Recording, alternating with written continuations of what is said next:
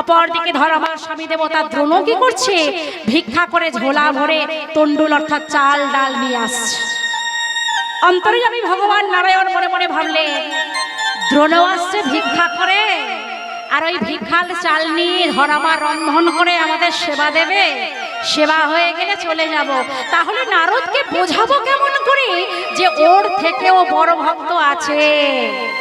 তার জন্য আমাকে একটু চতুরালি করতেই। এই বলে ভগবান নারায়ণ কি করলেন? নারদ মুনিকে ডেকে বললেন, নারদ বলো প্রভু, এই মুহূর্তে তোমার কাজ হলো দ্রোণ আসছে ভিক্ষা করে, সমস্ত ভিক্ষার কন্ডল তোমাকে হরণ করে নিতে হবে। না প্রভু না, একজন ভক্ত অতি কষ্ট করে ভিক্ষা করে আনছে, আমি এমন কর্ম করতে পারি প্রভু? এ বড় অন্যায় কাজ, আমি পারবো না প্রভু। দেখো নারদ, আমার আদেশ তুমি কখনো অবমাননা করো নাই, আজও তুমি করবে না। আমি যেমনটি বলছি তোমাকে তেমনই করতে হবে প্রভু। তোমার আদেশ আমি কখনো অবমাননা করিনি, আজও করতে না। তাই প্রভুর কথা শ্রবণ করে আজকে দেবর্ষি নারদ ছলনার আশ্রয় করে দ্রোণর সমস্ত ভিক্ষার কন্ডল হরণ করে নিয়েছে। এদিকে ধরামা ঘর আর বাহির করছে, অপেক্ষা করছে কখন স্বামী ফিরে আসে। অপেক্ষা করতে করতে দেখা গেল ধীরে ধীরে দ্রোণ ভিক্ষা করে ফিরে এসেছে। ধরা ছুটে গিয়ে বলছে, স্বামী এসেছো, স্বামী এসেছো, দাও দেখি, দাও তোমার ঝোলাখানি দাও। আমি যে আজকে বৈষ্ণব সেবা দেব গো, আমি বড় আনন্দিত আজ, দাও তোমার ঝোলাখানি। ঝোলাটা নিয়ে যখন ধরার হস্তে দিয়েছে, আনন্দে আত্মহারা হয়ে গিয়ে ঝোলাটি যখন খুলেছে, দেখছে তার মধ্যে একটিও তন্ডুল অর্থাৎ চাল নেই। তা দেখে চমকে উঠল ধরা,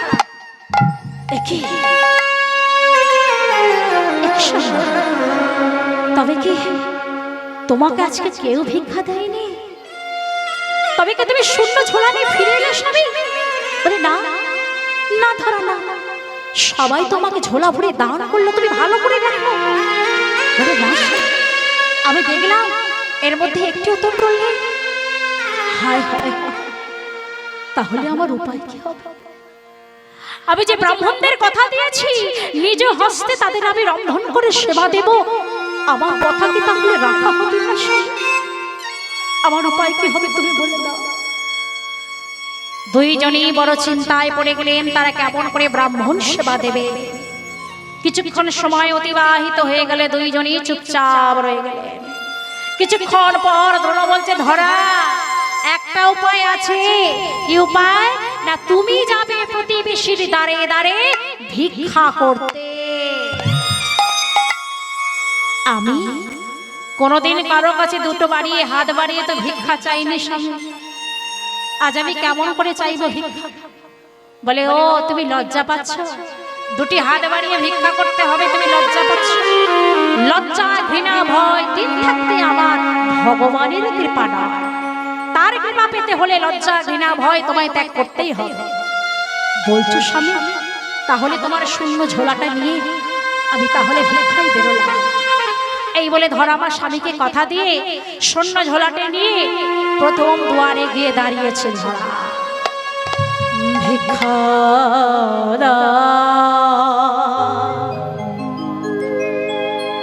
ভিক্ষা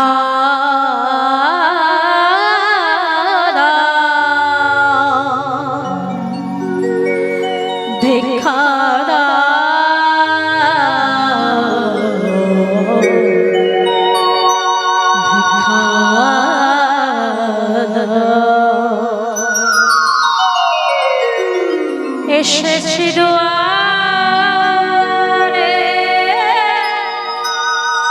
একবার দরাসিয়া ভিক্ষা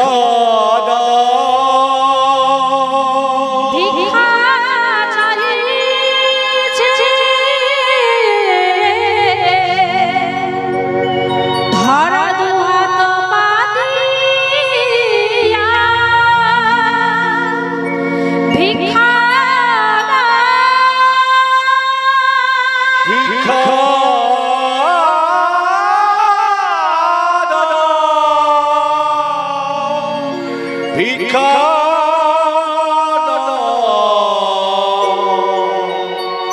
ভিক্ষা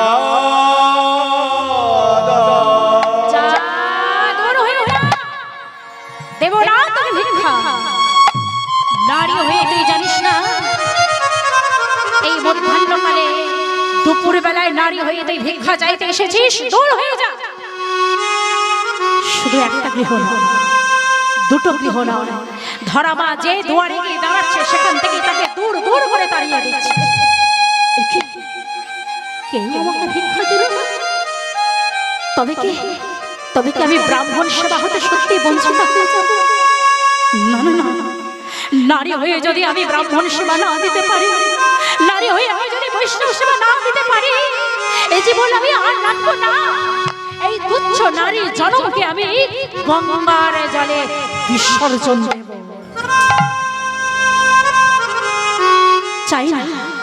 চাই না অমল আমি মায়ার সংসার, চাই না আমি স্বামী দেবতা, চাই না আমি মায়ার সংসার, চাই না আমি গৃহ। অন্তরে থাকুক মোর কৃষ্ণ মূরতি, আমি জানো সেই কৃষ্ণ। মায়ার সংসারের জালে যত জড়িয়ে থাকবে তত কৃষ্ণকে ডাকতে পারবে না গো। মায়ার সংসারের মধ্যে যত জ্বালিয়ে জড়িয়ে যাবে তবে তুমি কৃষ্ণকে স্মরণ নিতে ঠিক মতো পারবে না গো। তাই ধরাবা মনস্থির করেছে মায়ার সংসারে আমি আর থাকবো না, কৃষ্ণ অন্বেষণে বেরোবো। যদি না হয় আমি গঙ্গার জলে ঝাঁপ দেব। শাস্ত্রে বললে সংসার করে জীবিকা কাটাইলাম কাল, হইল না লাভ কিছু, ঘটিল কেবল জঞ্জাল। আমরা মায়ের সংসারের জালে জড়িয়ে গেছি, জঞ্জালের মধ্যে জড়িয়ে গেছি, লাভ কিছুই হয়নি। আপনি সারাটা জীবন কর্ম করে গেছেন, এর জন্য তার জন্য ভেবে গেছেন, সমস্ত কর্ম করে গেছেন, কিন্তু শেষের বেলা বিদায়ের বেলা যখন বয়স হয়ে যাবে একটাই প্রশ্ন অঙ্গুলি দেখিয়ে সবাই করবে কি, সারাটা জীবন করলেটা কি? এটাই আপনার প্রশ্ন। সবাই আপনাকে জিজ্ঞাসা করবে, ছেলে মেয়ে বউ সবাই জিজ্ঞাসা করবে সারা জীবন তুমি কি করেছো? উত্তরটা হবে আপনার এটা, আমি সারা জীবন ধরে গোবিন্দ ভজন করিনি। ছেলের কথা ভেবেছি, মেয়ের কথা ভেবেছি, সংসারের কথা ভেবেছি, স্বামীর কথা ভেবেছি, সবার কথা ভাবতে ভাবতে আমার প্রকৃত গোবিন্দ বাসন জগৎ স্বামীর কথাই চিন্তা করতে ভুলে গেছে। এটাই আমি করিনি, আর এটাই বড় আমাদের ভুল। আজকে ধরামা মনে মনে চিন্তা করলেন ওই মায়ার সংসারের জালে যত জড়িয়ে থাকবো ততবার আমি ভগবানকে স্মরণ করতে পারবো না। অতএব ওই মায়ার সংসার আমি ত্যাগ করলাম। কৃষ্ণ মূরতি বক্ষে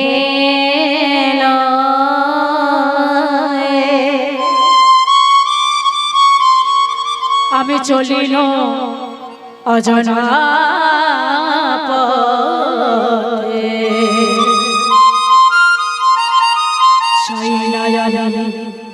এ ঘর দুয়ার প্রভু শুধু তুমি থাকো মোর সাথে। কৃষ্ণ মূরতি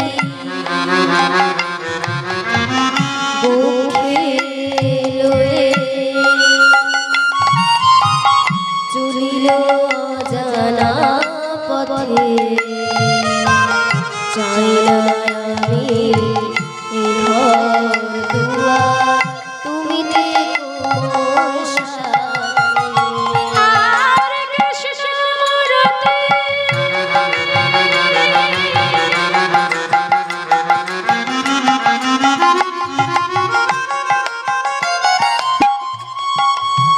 বুকে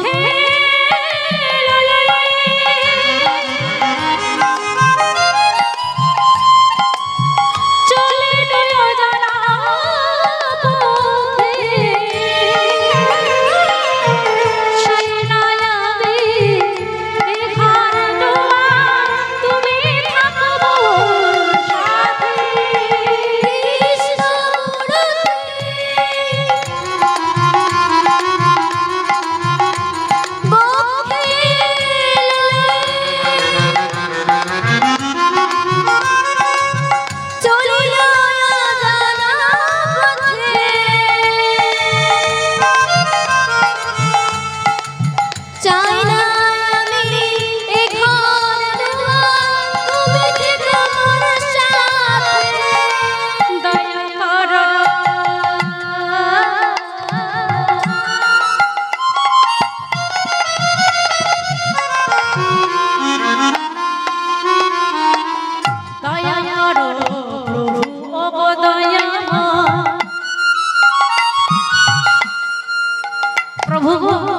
আমি যে আবাজ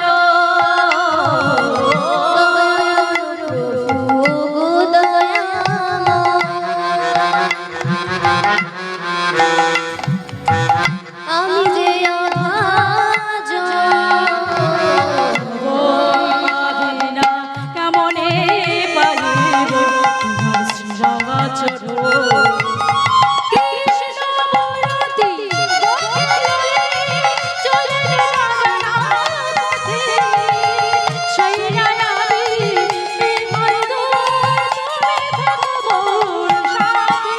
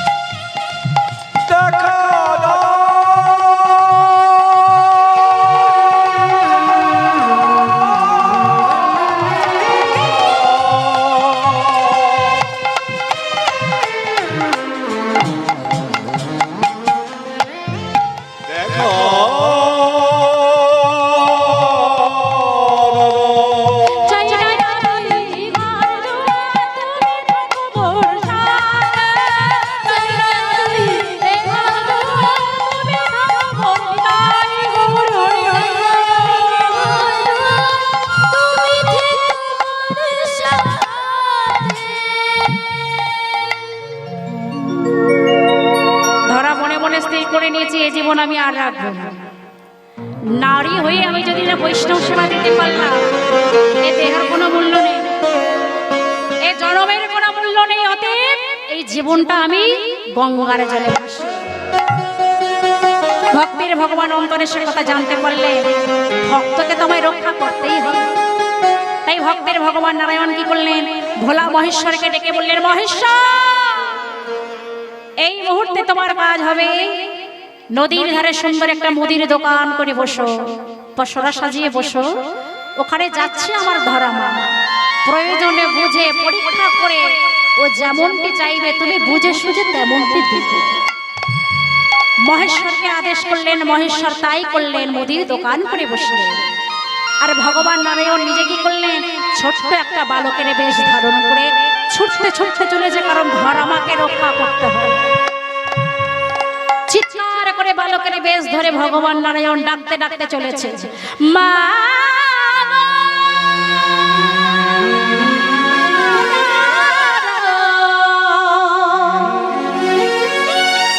তুমি যে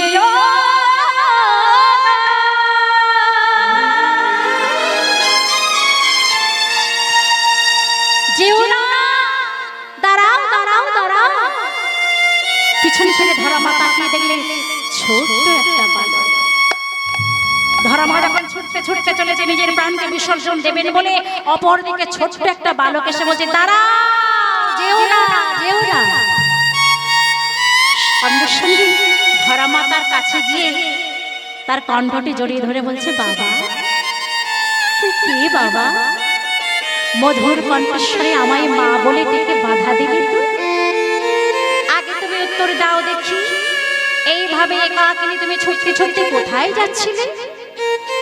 বাবা আমি মনস্থির করেছি এই নারী জনম আমার বৃথা জনম, তাই আমার জনমকে আমি গঙ্গার জলে বিসর্জন দিতে চলেছি। না এমন কি ভাবলে হয়? এমন কথাটি ভেবো না, ভেবো না।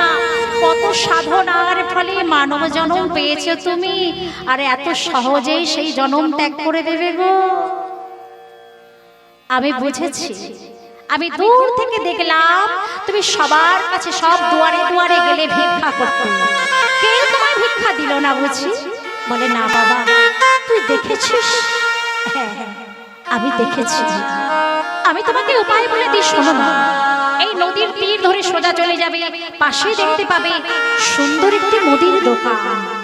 ওই মোদি বড় দয়ালু, তুমি মোদির কাছে গিয়ে যা চাইবে মোদি তোমাকে তাই দেবে। বালকের কথা শ্রবণ করে ধর্মা মনে বড় আশ্বাস পেলেন। তার বদনে বারে বারে চুম্বন দিয়ে, রে বাবা আমি এলাম বাবা, তুই আমায় ভরসা দিলি রে, তুই আমাকে আশ্বাস দিলি রে। এই বলে ধর্মা ছুটতে ছুটতে চলেছে সেই দোকানের কাছে, মুদির দোকানের কাছে চলেছে। মুদি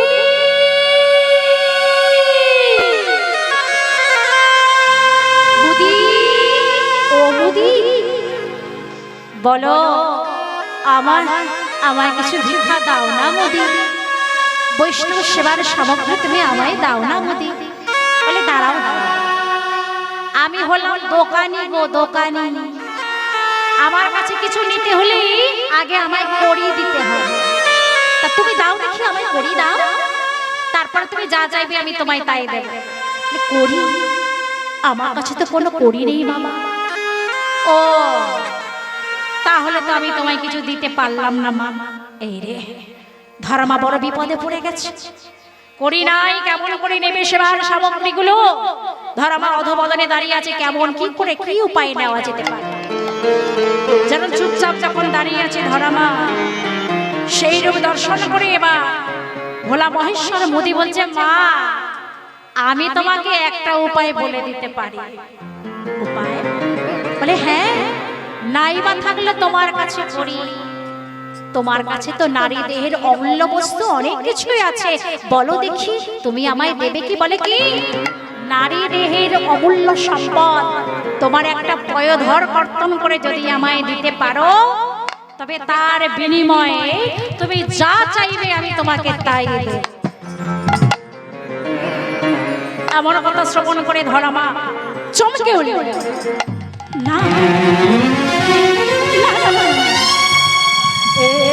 হতে পারে না মোদি, হতে পারে না। আমি তোমার কথা মানতে পারলাম না মোদি। তাহলে কিছু মনে করো না মা, আমিও তোমায় কিছু দিতে পারলাম। ধর্মা চিন্তা না করে ছুটতে ছুটতে চললেন স্বামীর কাছে। স্বামী দ্রোণর কাছে ফিরে গিয়ে এবার দুপুর একত্রিত করে অধবদনে বলছে, স্বামী যবে থেকে আমার বিবাহ হয়েছে তবে থেকে আজ পর্যন্ত আমি তোমার কাছে কোনোদিন কিছু চাই না, কিন্তু আজ ওই ব্রাহ্মণ সেবার লাগে আমার দেহের কোনো কিছু বস্তুর বিনিময়ে যদি আমি সেবার সামগ্রী কিছু নিতে পারি, তুমি কি আমায় বাধা দেবে স্বামী? এমন কথা শ্রবণ করে দ্রোণা বলছে, ধরা ও ধরা, তুমি আমায় হাসালে গো। আরে বাবা, দেহের কোনো মূল্যই নেই। মানুষের এই দেহ হলো পচা দেহ। কারণ মানুষ যখন মারা যায় তখন কত কুকুরে কত শৃগালে ছিঁড়ে খায়, নষ্ট করে দেয়। আর সেই দেহের কোনো কিছুর বিনিময়ে যদি অতিথি মানে হলো নারায়ণ, ওই নারায়ণ ভগবানের সেবার জন্য যদি কিছু না, আমি স্বামী হয়ে তোমাকে বাধা দেব না গো না। ভক্তমণ্ডলী, ভক্তিমতী মায়েরা, ভবা পাগলার একটা সুন্দর গান আছে, আপনারা হয়তো অনেকেই জানেন, তবু আমি একটু গাওয়ার চেষ্টা করছি।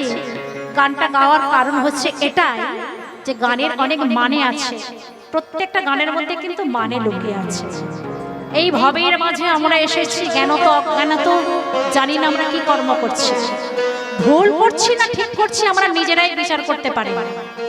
পর জন্মে যে আবার এই সাধের মানব জন্ম পাবো এর কোনো নিশ্চয়তা নেই। তাই ভবা পাগলা গানের মধ্যে বুঝিয়ে দিয়েছে, তুমি কি ভেবেছো? তুমি ভেবেছো জীবনে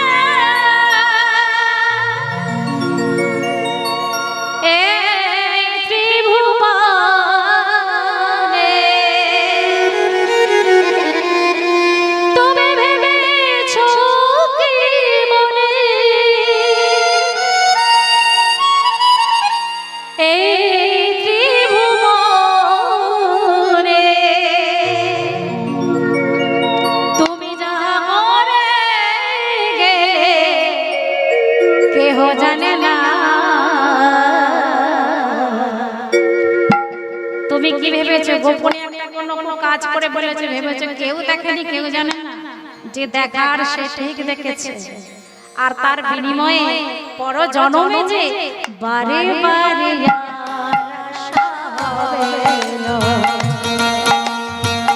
বারে বারে আশা হবে।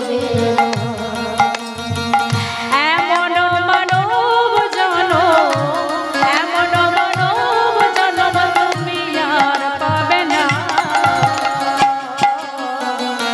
বারে বারে আশা হবে না, বারে বারে আর আশা হবে না, বারে বারে আশা হবে না।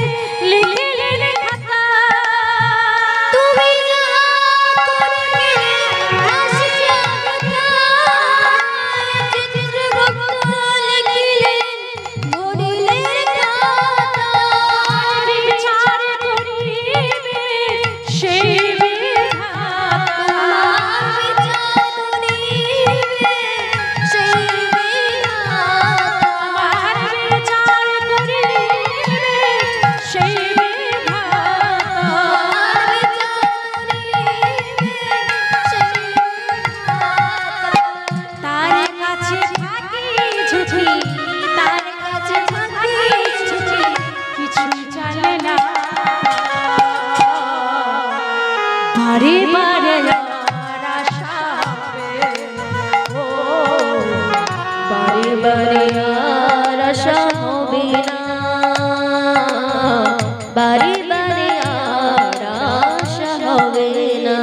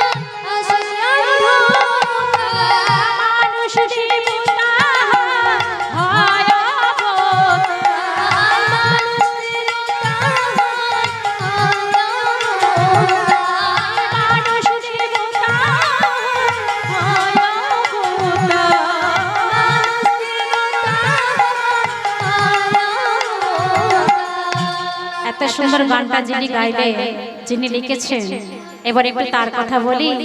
ভবা কহে চোখ মেলে, ভবা কহে চোখ মেলে, চেয়ে দেখো না। কোন চোখের কথা বলছে গো? জ্ঞান চক্ষুর কথা বলছে। বলছে এতদিন অনেক হয়েছে, এবার একটু জ্ঞান চক্ষুটা খোলো। বাবা কহে চোখ মেলে চেয়ে দেখো না ও গো বারে বারে আর আশা হবে বারে বারে আর আশা হবে না, বারে বারে আর আশা হবে না,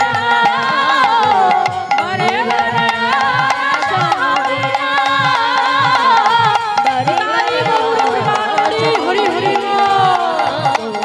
বারে বারে আর আশা হবে না,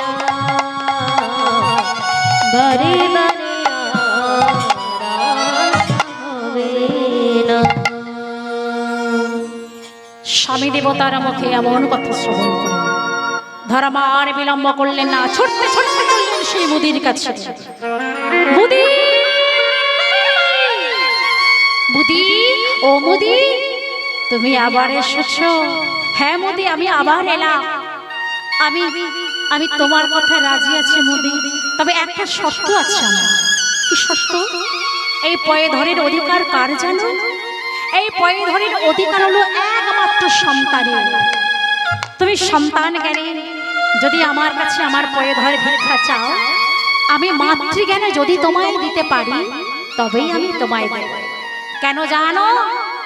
তোমার নেওয়ার মধ্যে আর আমার দেওয়ার মধ্যে যেন কোনো কামের গন্ধ না লুকিয়ে থাকে। তোমার নেওয়ার মধ্যে আর আমার দেওয়ার মধ্যে যদি কামের গন্ধ থাকে, আমি তাহলে ব্রাহ্মণ সেবা হতে বঞ্চিত হয়ে যাব। মহেশ্বর মোদী প্রকাশ্যে কিছু বললেন না বটে, কিন্তু অন্তর হতে মনে মনে বললেন, মা গো, তোমার মতো মা যদি ঘরে ঘরে এমন ত্যাগী হতে পারত, তাহলে ভগবানের কৃপাটা অতি সহজ হয়ে যেত তার কাছে। ধন্য তোমার ধরানা, ধন্য তোমার নারী জন। সঙ্গে সঙ্গে মহেশ্বর মোদী মৃত্তিকা পরে বসে পড়ে বলছে, মা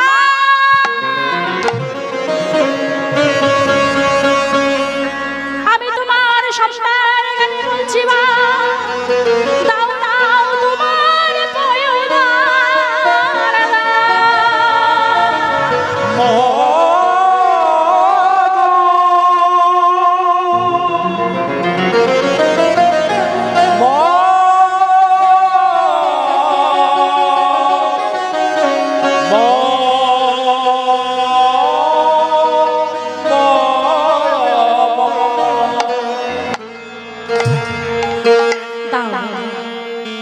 দাও তোমার অস্ত্রখানি আমায় দাও দেখি, আমি নিজ হস্তে আমার দেহের কোমল বস্তু পয়ে ধর আমি কর্তন করে দেব।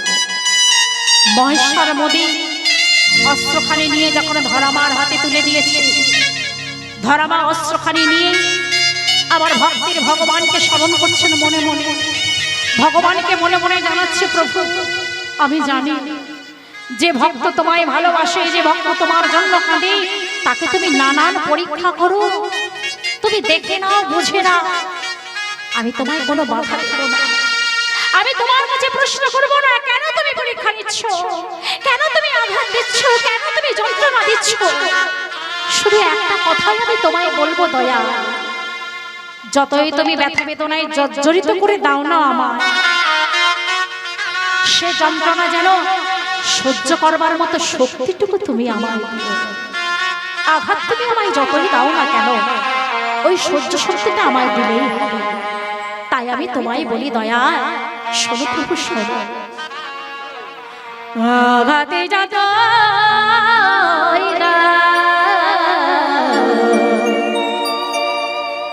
আঘাতে যত শুধু শক্তি দিও সহিবা,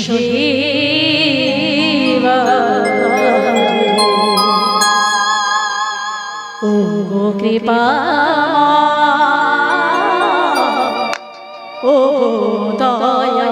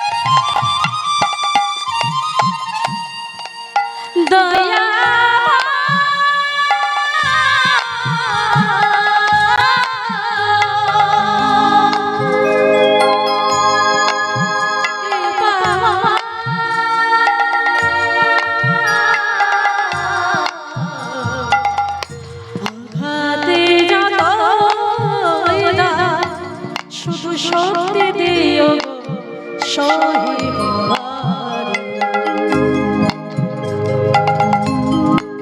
কৃপা ও দয়াল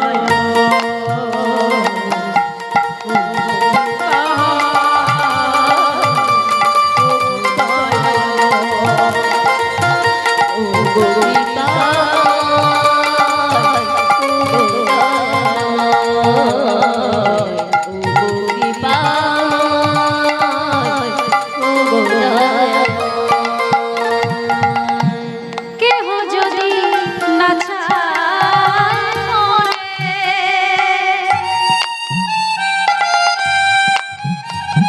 তাতে আমার কোনো ক্ষতি নাই।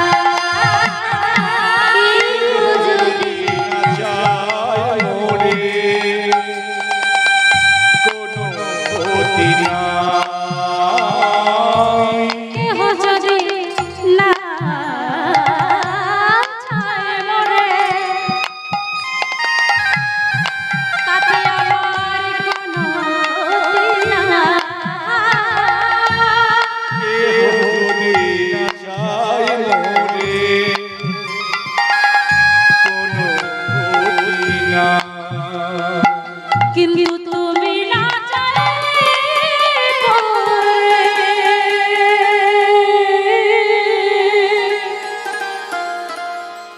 আমি সবই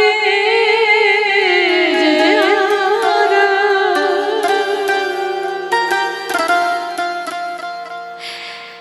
জীবনে মরণে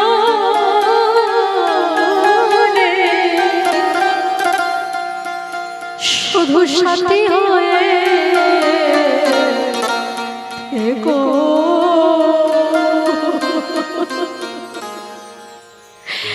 প্রভু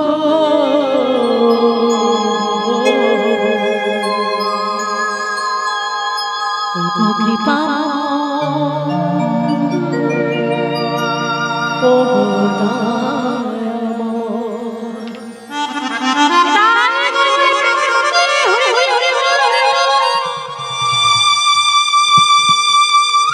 ধরাবাস প্লাবিত নয়নে বলছে